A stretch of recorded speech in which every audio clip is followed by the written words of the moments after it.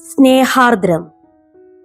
രേവുയുടെ വീടെത്തിയതും ഈശ്വര ഭഗവാനെ, ആ പൊട്ടന് നല്ലത് മാത്രം വരുത്തണേ. അപ്പോൾ പൊട്ടടി എന്നും പറഞ്ഞ് അവൾ ഇറങ്ങിപ്പോയി. എന്റെ പ്രാർത്ഥനയും ഏതാണ്ട് അതൊക്കെ തന്നെയായിരുന്നു. വീടെത്തുന്നതിന് തൊട്ടു മുൻപുള്ള സ്റ്റോപ്പിൽ നാത്തൂനും ഇറങ്ങി. ഏട്ടത്തി ഇറങ്ങിക്കഴിഞ്ഞ് ഏട്ടൻ എന്തേലും എന്നോട് ചോദിക്കുമെന്ന് പ്രതീക്ഷിച്ചു. അതുണ്ടായില്ല. വീട്ടിലെത്തിയതും ഞാൻ പെട്ടെന്ന് റൂമിലേക്ക് പോയി. ഫോൺ എടുത്ത് ശിവേട്ടനെ വിളിച്ചു. 5 പ്രാവശ്യം വിളിച്ചിട്ടും ഫോൺ എടുത്തില്ല. നിരാശയോടെ ഫോൺ കട്ടിലേക്ക് എറിഞ്ഞ് വാഷ്റൂമിലേക്ക് പോയി. തിരികെ വരുമ്പോഴേക്കും അമ്മ ആഹാരം കഴിക്കാൻ വിളിക്കുന്നത് കേട്ടു. ഡൈനിങ് ടേബിളിന് ചുറ്റും ഇരിക്കുമ്പോഴും പഴയ കളിയും ചിരിയും ഒന്നും ഉണ്ടായില്ല. രേവു ആ തലതിരിഞ്ഞവനോട് സംസാരിക്കാറുണ്ടോ? ആഹാരം കഴിക്കുന്നതിനിടയിൽ എന്റെ ഏട്ടൻ ചോദ്യം വന്നു. തല ഉയർത്തി നോക്കുമ്പോൾ അച്ഛനും അമ്മയുമെല്ലാം കാര്യമറിയാൻ നോക്കുന്ന കണ്ടു. എന്താ വിഷ്ണു, ആരുടെ കാര്യമാ? അമ്മ ചോദിച്ചു. ആ ഒറ്റയാൻ ശിവനില്ലേ, അവനോട് ഇവളുടെ കൂട്ടുകാരി ഈയിടെ ഭയങ്കര സംസാരം. ശിവനോടോ?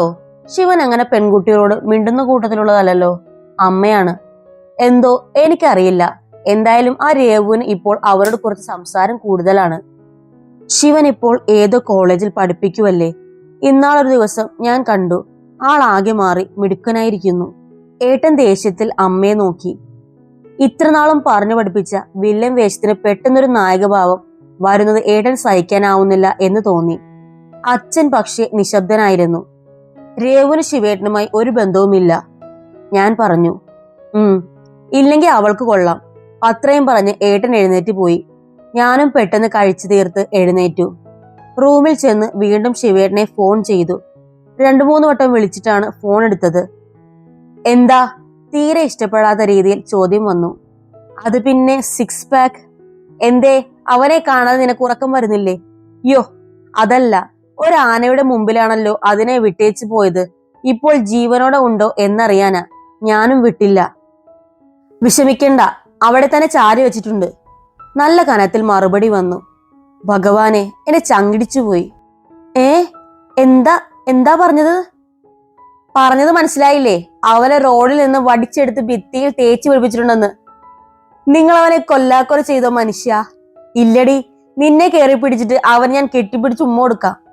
എന്നാൽ പിന്നെ അത് ചെയ്താൽ പോരായിരുന്നോ? നിങ്ങൾക്കാവുമ്പോൾ ഉമ്മ വാങ്ങിച്ചും കൊടുത്തും ശീലമുള്ളതാണല്ലോ.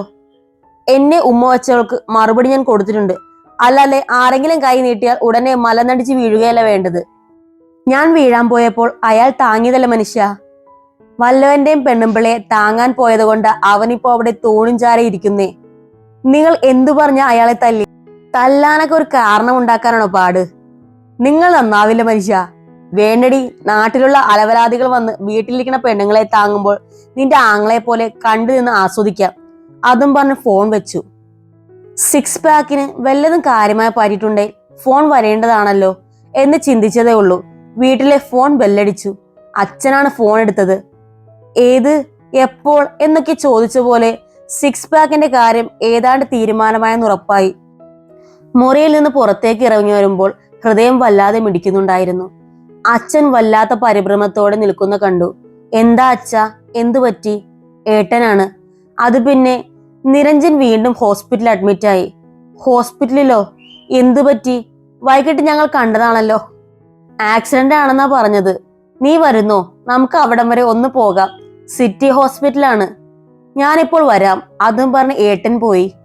ആ കുട്ടിക്ക് ഈയിടെ കഷ്ടകാലമാണല്ലോ. അമ്മയാണ്. എനിക്ക് മാത്രം പറയാനൊന്നും ഉണ്ടായിരുന്നില്ല.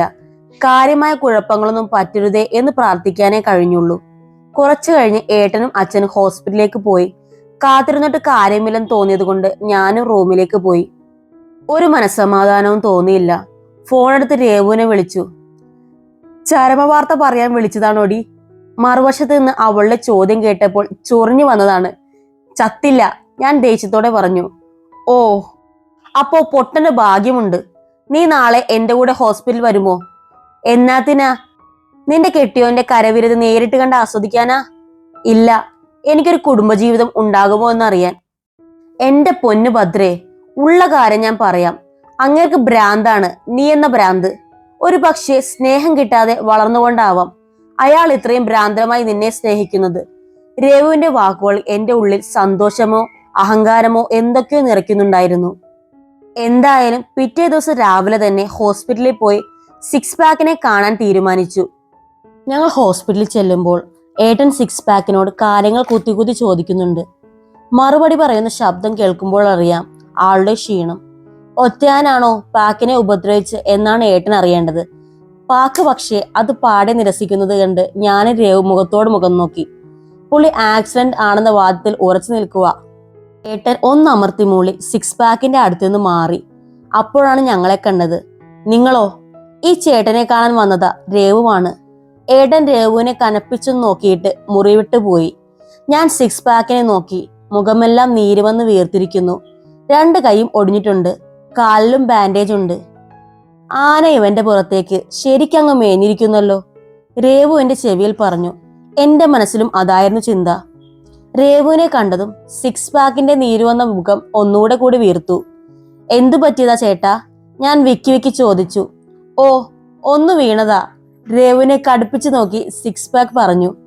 കണ്ടാൽ ആരോ പിടിച്ച് ശരിക്ക് പെരുമാറിയത് പോലെയുണ്ടല്ലോ. അത് മനസ്സിലായെങ്കിൽ പിന്നെന്തിനാ ചോദിക്കുന്നേ?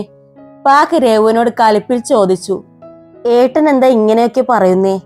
ഞാൻ സിക്സ് പാക്കിനോട് ചോദിച്ചതും പാവം പാക്ക് സങ്കടക്കെട്ട് അഴിച്ചുവിട്ടു. പിന്നെ എങ്ങനെ പറയണം ഭദ്രേ? നിങ്ങൾ പോയ ശേഷം അവിടെ എന്താ നടന്നതെന്ന് അറിയോ? അവിടെ നിന്ന ഇവളുടെ കാമുകൻ എന്ന് പറയുന്നവനുണ്ടല്ലോ, അവൻ എന്നെ ഇനി ചെയ്യാൻ ഒന്നും ബാക്കിയില്ല. എന്ത് പറഞ്ഞാ തല്ലിയേ? എന്റെ പൊന്നു കൊച്ചേ, എന്താണ് അവൻ വിളിച്ചു പറഞ്ഞതെന്ന് കേട്ടാലല്ലേ അറിയാൻ പറ്റൂ. ചെകിടത്തിട്ട് പടക്കം പൊട്ടും പോലെ 3-4 അടി തന്ന കാര്യം പറഞ്ഞാൽ എങ്ങനെ കേൾക്കാനാ?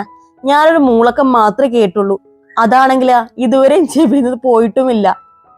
ഒരുപാട് ഉപദ്രവിച്ചോ ചേട്ടാ? ഞാൻ വിഷമത്തോടെ ചോദിച്ചു. ഓർമ്മിപ്പിക്കല്ലേ പൊന്നെ, അവൻ എന്തൊക്കെ കാണിച്ചു കൂട്ടിയെന്ന് അവന് തന്നെ അറിയില്ല, പിന്നല്ലേ എനിക്ക്. എന്തായാലും ആദ്യത്തെ ഇടി കിട്ടിയപ്പോഴേ എനിക്കൊരു കാര്യം പിടികിട്ടി. മുമ്പ് എന്നെ ഹെൽമെറ്റ് വെച്ച് തല്ലാൻ വന്നവൻ ഇവൻ തന്നെയാ. അതുകൊണ്ട് മുൻകരുതൽ എടുക്കാൻ പറ്റി. മുൻകരുതലോ? എന്ത് മുൻകരുതൽ? രേവുവിനെ ആകാംക്ഷ അടക്കാനായില്ല. വേറെന്ത്? കഴിഞ്ഞ പ്രാവശ്യത്തെ പോലെ അവനെ ഞാൻ തിരിച്ചു തല്ലി നോക്കാൻ പോയില്ല. വെറുതെ എന്തിനാ അവന്റെ ഭ്രാന്ത് നമ്മളിട്ട് കൂട്ടുന്നേ? അതുകൊണ്ട് ഇങ്ങനെയെങ്കിലും ഇവിടെ വന്ന് കിടക്കാൻ പറ്റി. ഒരു കാര്യം ഉറപ്പാ, അവൻ കരാട്ടയോ കളരിപ്പയറ്റോ ബോക്സിങ്ങോ ഒന്നും പഠിച്ചിട്ടില്ല.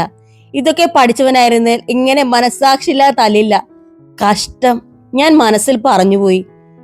പിന്നെ എങ്ങനെയാ ഇയാളെ വിട്ടത്? രേവുവാണ്. ഓ, കുറച്ചുനേരം കഴിഞ്ഞപ്പോൾ അവന് ബോറടിച്ചെന്ന് തോന്നുന്നു. എന്നെ തൂക്കിയെടുത്ത് അവിടെയുള്ള തൂണിൽ കൊണ്ട് ചാരിയിരുത്തിയിട്ട് ബസ്സിൽ കയറിപ്പോയി. അല്ല കൊച്ചേ, എനിക്കറിയാൻ പാടാത്തോണ്ട് ചോദിക്കുക. എന്ത് കണ്ടിട്ടാ ആ ഭ്രാന്തനെ നീ കയറി പ്രേമിച്ചേ? ഓ, പ്രേമത്തിലെ കണ്ണില്ല എന്നല്ലേ ചേട്ടാ? അതും പറഞ്ഞ് രേവു എന്നെ നോക്കി. എന്തായാലും പെങ്ങളെ, ഇനി ദയവ് ചെയ്ത് എന്നോട് മിണ്ടാൻ വരരുത്. കഴിവതും ഞാൻ വഴിമാറി പോയിക്കോളാം. അഥവാ മുമ്പിലെങ്ങാനും വന്ന് പെട്ടുപോയ ദയവ് ചെയ്ത് കാണാത്ത മട്ടിലങ്ങ് പോയേക്കണം. രേവുവിനെ നോക്കി തൊഴുതുകൊണ്ട് സിക്സ് പാക്ക് പറഞ്ഞു. ചേട്ടൻ വലിയൊരു കമ്പനിയുടെ CEO അല്ലേ? ഇങ്ങനെ പേടിച്ചാലോ? രേവുവാണ്. അതേലോ, എന്റെ അച്ഛന് ഒരുപാട് ബന്ധങ്ങളുള്ളതാ. ഇവനെ ഒന്ന് ചൂണ്ടിക്കാണിച്ചു കൊടുത്താൽ മതി, തീർത്തു കളയും. പിന്നെന്തിനാ ഇത്ര പേടി? അത് പിന്നെ കഷ്ടകാലത്തിന് അവനെങ്ങാനും തീർന്നില്ലെങ്കിൽ, ഒരു തരിമ്പെങ്കിലും ജീവൻ ബാക്കിയുണ്ടെങ്കിൽ പിന്നെ എന്റെ ഫോട്ടോയിൽ അവൻ തന്നെ മാലയിടും. അതാ ഒരു പേടി. എന്നാലും ഞാൻ അങ്ങനെ തോറ്റു കൊടുക്കില്ല. ഒരു വഴി ഞാൻ കണ്ടിട്ടുണ്ട്. എന്തു വഴി? ഞാൻ പെട്ടെന്ന് ചോദിച്ചു. അത് ഞാൻ പിന്നെ തനിക്ക് പറഞ്ഞു തരാം, ഇപ്പോൾ പറഞ്ഞാൽ ശരിയാവില്ല. രേവുവിനെ ഒന്ന് നോക്കിയിട്ട് സിക്സ് പാക്ക് എന്നോട് പറഞ്ഞു.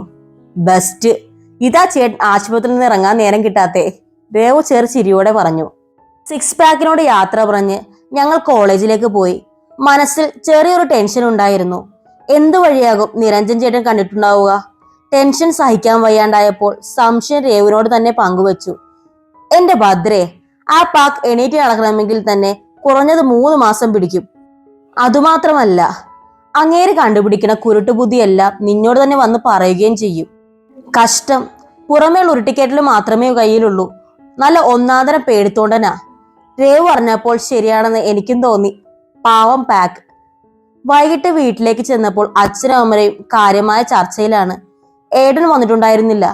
വല്ല കമ്പനിക്കാരും ആയിരിക്കും, ശല്യപ്പെടുത്തണ്ട എന്ന് കരുതി ഞാൻ മുറിയിലേക്ക് പോകാനൊരുങ്ങി. അപ്പോഴാണ് അമ്മ ഭദ്രയെന്ന് വിളിച്ചത്. ഞാൻ തലയുയർത്തി നോക്കി. മോളിങ് വന്നേ. എന്താ അമ്മേ?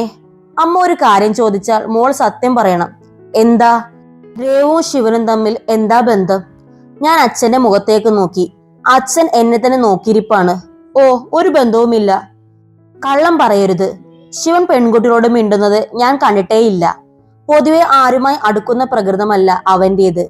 അവൻ ദേവുവിനോട് മിണ്ടുന്നു എന്ന് വിഷ്ണു പറഞ്ഞല്ലോ. അച്ഛൻ എഴുന്നേറ്റ് റൂമിലേക്ക് പോകുന്ന കണ്ടു. എന്ത് പറയണമെന്നറിയാതെ ഞാൻ അമ്മയെ നോക്കി. മോൾ വിഷമിക്കണ്ട, അമ്മ ചോദിച്ചെന്നേ ഉള്ളൂ. ശിവനെ ഞാൻ കണ്ടിരുന്നു. ആൾ ഒരുപാട് മാറി, മിടുക്കനായി, ജോലിക്കൊക്കെ പോകാൻ തുടങ്ങി. അവളാണോ കാരണം എന്ന് അച്ഛൻ ചോദിച്ചു. അതാ ഞാൻ മോളോട് ചോദിച്ചത്. എന്റെ തൊണ്ടയിൽ വെള്ളം വറ്റിപ്പോയിരുന്നു. അത് പിന്നെ അമ്മേ, അവ തമ്മിൽ അങ്ങനെ ഒരു ബന്ധമില്ല. എങ്ങനെ ഞാൻ പറഞ്ഞൊപ്പിച്ചു. ശരി. എന്റെ മുഖത്ത് നോക്കി അമ്മ പറഞ്ഞു. മുഖം ഒളിപ്പിക്കാൻ പാടുപെടുകയായിരുന്നു ഞാൻ. എത്രയും വേഗം റൂമിലെത്താൻ കൊതിച്ചു. റൂമിൽ ചെന്നപ്പോഴും മനസ്സ് നിറയെ സംശയങ്ങളായിരുന്നു. അച്ഛന് ശിവേട്ടനോട് സ്നേഹമുണ്ടോ? രേവുവിന്റെ സ്ഥാനത്ത് ഞാനാണെന്നറിഞ്ഞാൽ അച്ഛൻ ഉൾക്കൊള്ളാനാവുമോ? എന്തെങ്കിലും സത്യമറിഞ്ഞ സുഭദ്ര അപ്പച്ചിയെ തള്ളിപ്പറഞ്ഞ പോലെ അച്ഛൻ എന്നെയും തള്ളിപ്പറയുമോ? ചോദ്യങ്ങൾ മലവെള്ളപ്പാച്ചിൽ പോലെ മനസ്സിലേക്ക് വന്നുകൊണ്ടിരുന്നു. തല പെരുക്കുന്ന പോലെ തോന്നി. കുറച്ചു നേരം കണ്ണടച്ച് കിടക്കാൻ നോക്കി. സമാധാനം കിട്ടിയില്ല. രാത്രി ആഹാരം കഴിക്കാനിരിക്കുമ്പോഴും അച്ഛൻ നിശബ്ദനായിരുന്നു.